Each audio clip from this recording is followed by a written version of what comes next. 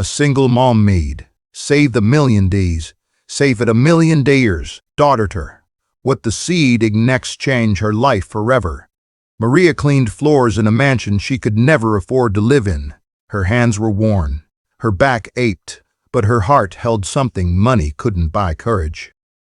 One rainy evening, she heard a scream from the mansion's pool. Without thinking, she dove into the water, risking everything to save a drowning child. That child was the daughter of one of the wealthiest men in the city. What happened next would change Maria's life in ways she never imagined.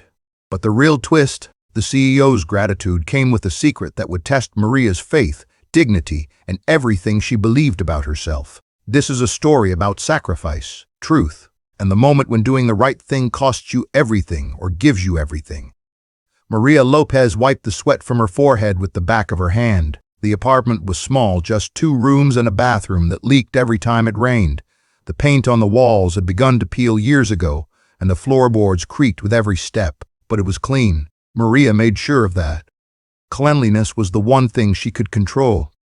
"Mama, I'm hungry," her daughter Emma said softly from the table. Emma was 8 years old, with dark curls that fell around her face and eyes that sparkled with curiosity despite everything. She was doing her homework under the dim light of the single bulb that hung from the ceiling.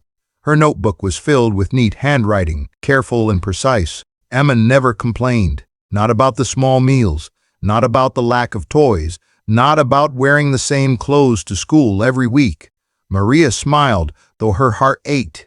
"I'm making rice and beans, mi amor. It'll be ready soon." She opened the refrigerator. Inside, there was half a carton of milk, a few eggs, and some leftover vegetables. Payday was still 3 days away, and the money from her last paycheck had already gone to rent, utilities, and Emma's school supplies. Maria had learned to stretch every dollar, to make meals out of almost nothing, to choose between buying herself a new pair of shoes or keeping Emma's belly full.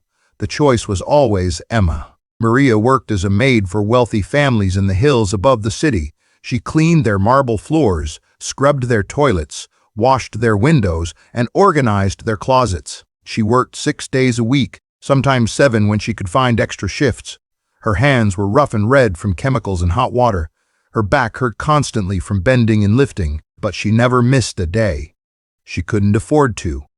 Emma looked up from her homework. "Mama, Mrs. Taylor at school said I could join the art club, but it cost $20. Maria's chest tightened. $20. It might as well have been 200. She kept stirring the pot on the stove, her mind racing through the numbers. Rent was due. The electric bill was overdue. The bus fare to work was $7 a week. There was no room for extras. "Let me think about it, sweetheart," Maria said gently. "Maybe next month." Emma nodded and returned to her homework without protest. That broke Maria's heart more than any complaint could have.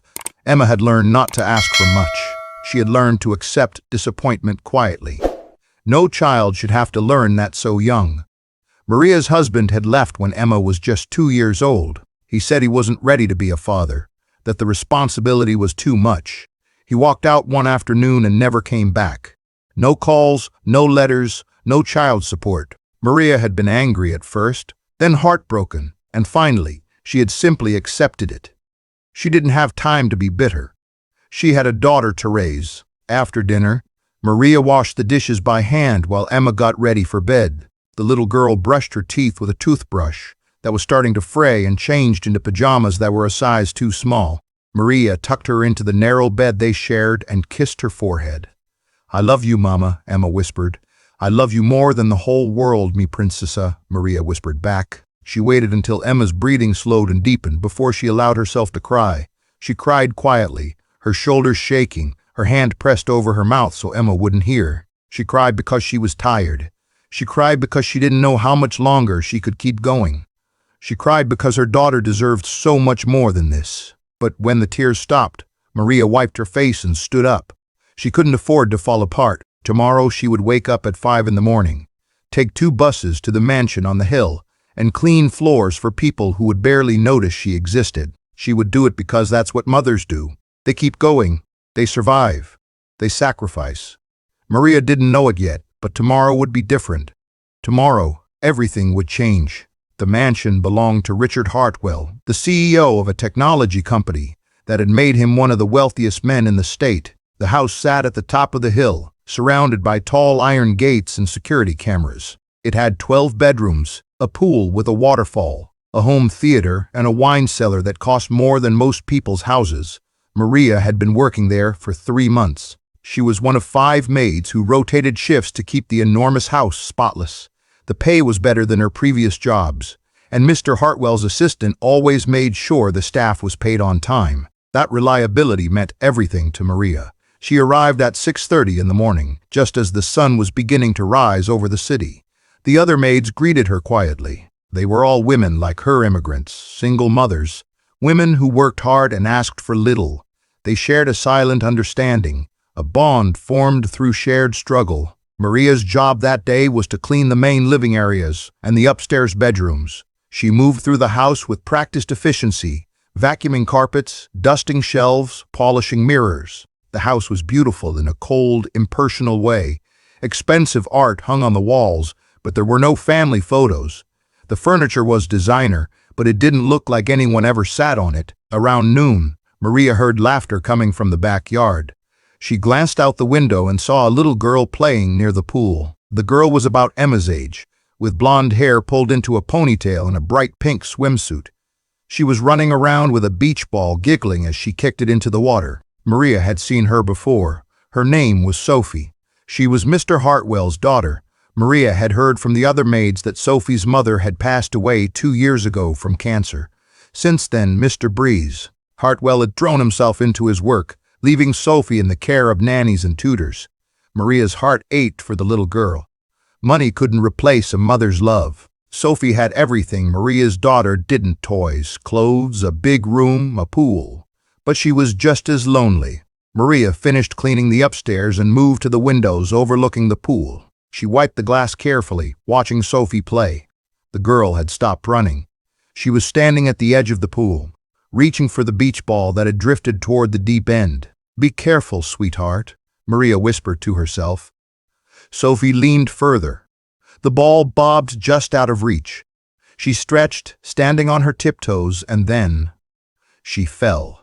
Maria's heart stopped. Sophie hit the water with a splash and disappeared beneath the surface. Seconds passed.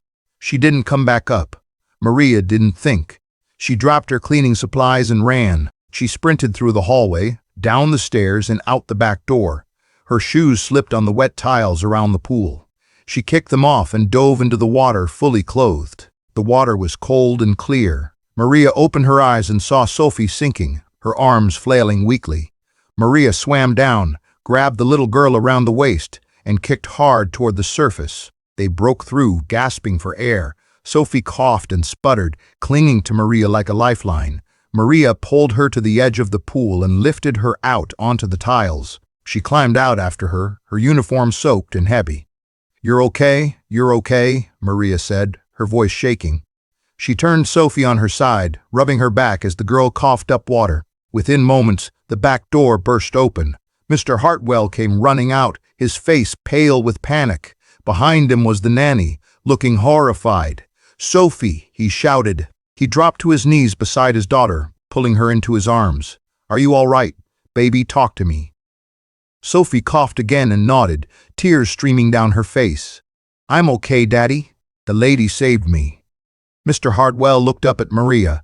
His eyes were wide, filled with shock, and something else, gratitude so deep it was almost painful to see. "You saved her," he said, his voice breaking. "You saved my daughter." Maria sat in the living room, still dripping wet, a towel wrapped around her shoulders. Sophie was safe upstairs with the nanny, being checked over by the family doctor who had arrived within minutes. Mr. Hartwell had insisted Maria stay until he could speak with her properly. She felt out of place. The chair beneath her was probably worth more than everything she owned. Water dripped from her hair onto the expensive rug. She wanted to leave, to go home and hold Emma, but Mr. Hartwell had asked her to wait. He came down the stairs 20 minutes later, his tie loosened and his face still pale. He sat across from her and leaned forward, his hands clasped together. "The doctor says Sophie is fine," he said. "Thanks to you." "I'm glad she's okay," Maria said quietly. You didn't hesitate, he continued, his voice thick with emotion. You could have called for help. You could have waited for the nanny, but you jumped in without thinking. You risked your life for my daughter. She's a child, Maria said simply. I'm a mother. I couldn't just stand there. Mr. Hartwell's eyes filled with tears. He wiped them quickly, embarrassed. I don't know how to thank you. I owe you everything. Name it. Anything you need, it's yours. Maria hesitated. She thought about Emma, about the art club, about the artist's labo, about the lookie in the bathroom that she couldn't afford to fix. She thought about all the things she needed but could never ask for. But something stopped her. Pride, maybe, or dignity. She had saved Sophie because it was the right thing to do, not because she wanted a reward. I don't need anything, Mr. Hartwell, she said. I'm just glad your daughter is safe. He stared at her, surprised. Please, let me do something. I could give you a bonus. I'm all right, Maria interrupted gently. Really? But Mr. Hartwell wasn't satisfied. Over the next few days, he quietly looked into Maria's life. He asked his assistant to find out more about her. He learned about Emma, about Maria's struggles, about the tiny apartment and the 2-bus commute, and he made a decision. 1 week later, Maria was called into Mr. Hartwell's office inside the mansion. She stood nervously in front of his desk while he looked through a folder of papers. Maria, he said, I've been thinking about what you did for Sophie, and I've decided I want to help you. Mr. Hartwell, I told you, I know what you said, he interrupted, but I'm not asking your permission. I've set up a college fund for your daughter. I'm also increasing your salary and offering you a position as our head housekeeper. And I want to offer you and Emma the guest house on the property. It's fully furnished. No rent. Maria's breath caught. She couldn't speak. You don't have to accept, he continued. But I want you to know that this isn't charity. You saved my daughter's life. This is the least I can do. Maria's eyes filled with tears. For the first time in years, she felt hope. Real, tangible hope. Thank you, she whispered. Thank you so much.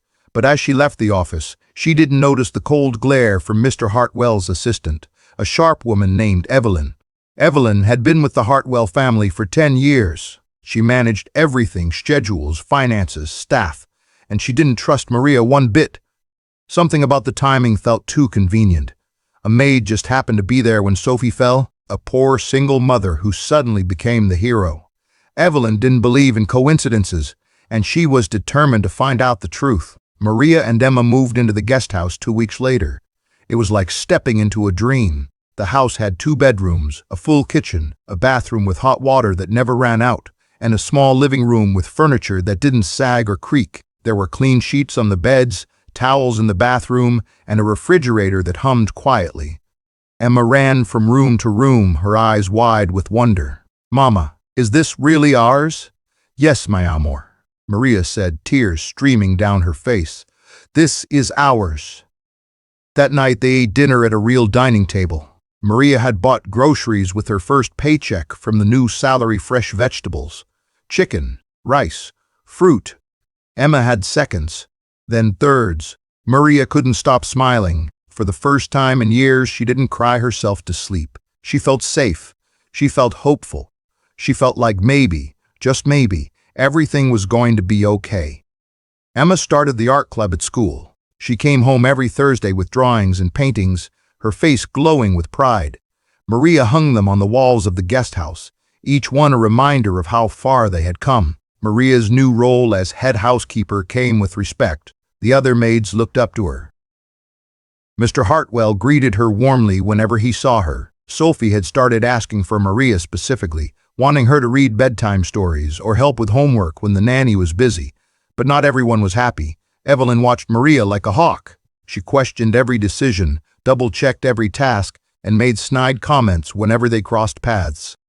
You certainly landed on your feet, Evelyn said one afternoon, her tone icy. I'm just doing my job, Maria replied calmly. Of course you are, Evelyn said with a thin smile. It's amazing how one little accident can change everything, isn't it? Maria's stomach twisted, but she said nothing. She had done nothing wrong. She had saved a child. That was all. But Evelyn wasn't finished. She began digging into Maria's past. She called former employers, searched public records, looked for any mistake, any lie, any reason to prove that Maria was a fraud. And then she found something. One evening, Evelyn knocked on Mr. Hartwell's office door. She carried a folder, her expression triumphant. "Mr. Hartwell, I need to speak with you about Maria," she said. He looked up from his computer, frowning. "What about her?" Evelyn placed the folder on his desk. "I've done some research. Did you know that Maria was fired from her job 3 years ago? She was accused of stealing from her employer."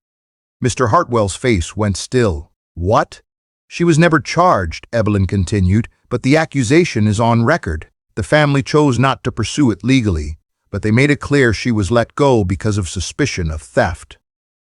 Mr. Hartwell opened the folder and read the documents. His jaw tightened. "Why didn't she tell me this?" he said quietly. "Because she's hiding something," Evelyn said. "I don't trust her, and I think you need to reconsider her position here, especially given how close she's gotten to Sophie." Mr. Hartwell closed the folder. His mind raced. He had trusted Maria. He had opened his home to her. But if this was true— "Thank you, Evelyn," he said. "I'll handle it." The next morning, Maria was called into his office. The warmth in his eyes was gone. In its place was cold suspicion. "Maria," he said, "we need to talk." Maria stood in Mr. Hartwell's office, her heart pounding. She could feel that something was wrong. The warmth he had shown her over the past few weeks was gone. "I need to ask you something," he said, his voice measured. 3 years ago, you were fired from a family in the suburbs. They accused you of stealing jewelry. Why didn't you tell me?" Maria's face went pale. Her hands trembled. "I didn't steal anything," she said quietly. "Then why were you fired?" he pressed. Maria took a deep breath. This was the moment she had dreaded for years. The moment when her past would catch up to her, when the truth wouldn't matter because the accusation was enough. "The family I worked for had a teenage son," she began, her voice shaking. "He used to watch me while I cleaned. He made comments, inappropriate comments. One day he cornered me in the laundry room and tried to touch me. I pushed him away and told him to stop. He got angry." She paused, tears filling her eyes. "The next day, his mother came to me and said a diamond bracelet was missing. She accused me of stealing it. I didn't. I would never." But the son told his mother that I had been acting suspicious, that I had been in their bedroom. It was my word against his. They fired me on the spot. They said if I kept quiet and left, they wouldn't call the police. Her voice broke. "I needed the job.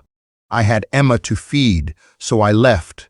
I kept quiet, and I've carried that shame ever since, even though I did nothing wrong." Mr. Hartwell stared at her. He saw the pain in her eyes, the truth written across her face. But doubt lingered. "Do you have any proof?" he asked. "No," Maria whispered. "I don't. I'm just a maid. Who would believe me?" Evelyn stepped forward. "Mr. Hartwell, with all due respect, this is exactly what a guilty person would say. A convenient story with no evidence." Maria's heart sank. She had known this would happen. She had known that no matter what she said, it wouldn't be enough. But then Sophie appeared in the doorway. "Daddy," she said softly. Everyone turned. Sophie walked into the room, clutching a stuffed animal. "What is it, sweetheart?" Mr. Hartwell said gently. "I heard you talking," Sophie said. "Are you mad at Maria?" "We're just having a conversation," he said. "But she saved me," Sophie said, her voice growing stronger. "She jumped in the water and she saved me. She's my friend. She reads to me and she's nice to me. She wouldn't steal anything." Tears ran down Maria's face. Mr. Hartwell looked at his daughter, then back at Maria. He saw the woman who had risked her life without hesitation. He saw the mother who worked herself to exhaustion to give her daughter a better life. He saw the quiet dignity in her eyes, even now, even when she had every reason to be bitter. And he made a choice. "Evelyn," he said, "thank you for bringing this to my attention, but I believe Maria." Evelyn's face flushed. "Sir, I really think that will be all," he said firmly. Evelyn left, furious. Mr. Hartwell turned to Maria. "I'm sorry I doubted you. I should have trusted you from the beginning." Maria wiped her tears. "Thank you," she whispered. But the damage was done. Maria knew that suspicion, once planted, never fully disappeared, and she didn't know if she could stay in a place where she would always be questioned. That night she sat with Emma in the guest house and told her they might need to leave. Emma's face crumpled. "But I like it here, Mama." "I know, mi amor," Maria said, holding her close. "I know." But the next morning everything changed again. Mr. Hartwell couldn't sleep. Maria's story haunted him.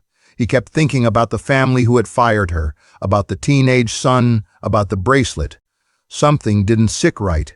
He had resources, connections, and he decided to use them. He hired a private investigator. Within a week, the investigator came back with a report. The family Maria had worked for, the son had been arrested 2 years later for assault. The mother had quietly settled multiple lawsuits from other women who had accused her son of harassment. And the bracelet? It had been found months after Maria left, tucked inside the son's drawer. Mr. Hartwell stared at the report, anger rising in his chest. Maria had been telling the truth. She had been innocent all along, and she had carried that false accusation for years, unable to defend herself because she had no power, no voice, no proof. He called Maria into his office the next day. She came reluctantly, her shoulders tense. "Maria, sit down," he said gently. She sat. He slid the investigator's report across the desk. "I had this done. I needed to know the truth, and I found it." Maria read the report slowly. Her hands began to shake. Tears streamed down her face. "They found the bracelet," she whispered. "It was in his room. They knew. They knew I didn't take it, and they never said anything." "I'm so sorry," Mr. Hartwell said, his voice thick with emotion. "You deserved better. You deserved to be believed." Maria covered her face with her hands and sobbed. Years of shame, of fear, of carrying a burden that was never hers. It all poured out. Mr. Tom Hartwell came around the desk and knelt beside her chair. "You are a good person, Maria. You are honest and brave and kind, and I want to make this right." Over the next few weeks, Mr. Hartwell did more than apologize. He used his connections to have the false accusation formally removed from any records. He wrote letters of recommendation from Maria that praised her character and work ethic. He set up a full scholarship fund for Emma, covering her education from elementary school through college. And then he did something that shocked everyone. He offered Maria a position as the director of his company's new charitable foundation, a foundation dedicated to helping single mothers and their children. The salary was more than Maria had ever imagined. The work was meaningful, and it gave her a voice, a platform to help women like herself who had been silenced and overlooked. Maria accepted, tears streaming down her face. Sophie and Emma became best friends. They played together in the garden, did homework side by side, and called each other sisters. Mr. Hartwell and Maria developed a deep respect for one another, built on honesty, trust, and shared values. Evelyn eventually left the company, unable to accept that she had been wrong. Years later, Maria stood on a stage at a charity event, speaking to hundreds of people about her journey. Emma sat in the front row, now a teenager, beaming with pride. "I was a maid who saved a child because it was the right thing to do," Maria said. "I didn't do it for a reward. I did it because when you see someone in trouble, you help. That's what humanity is. That's what kindness is. And sometimes when you do the right thing, even when it costs you everything, life finds a way to give back, not always in the ways you expect, but in the ways you need most." The crowd rose to their feet, applauding. Maria smiled, thinking of the tiny apartment, the peeling walls, the nights she cried herself to sleep. She had come so far, not because someone gave her a handout, but because she never stopped doing what was right, and that she knew was a lesson worth sharing. This story reminds us that true character is revealed not in moments of comfort, but in moments of crisis. Maria didn't hesitate when Sophie fell into the pool because her heart was guided by compassion, not calculation. She didn't demand a reward because her dignity was worth more than money, and when she was falsely accused, she didn't grow bitter. She held on to her truth, even when the world refused to listen. The lesson here is simple but powerful. Do what is right, even when it's hard, even when no one is watching, even when you might lose everything. Kindness, courage, and integrity are never wasted. They may not bring immediate rewards, but they build a foundation of character that cannot be shaken. To Mr. Hartwell, this story is also a reminder. Believe people, especially those who have no reason to lie and everything to lose by telling the truth. Power and wealth come with a responsibility to listen, to investigate, and to protect those who cannot protect themselves. And to all of us, never underestimate the strength of a mother's love, the power of one act of courage, or the ripple effect of doing good in this world. If this story touched your heart, please like this video, share it with someone who needs hope today, and subscribe to this channel for more stories that inspire, uplift, and remind us of the goodness that still exists in this world. Remember, you are stronger than you think, you are braver than you know, and your kindness matters more than you will ever realize. Thank you for watching. God bless you, and may you always choose courage over comfort and love over fear.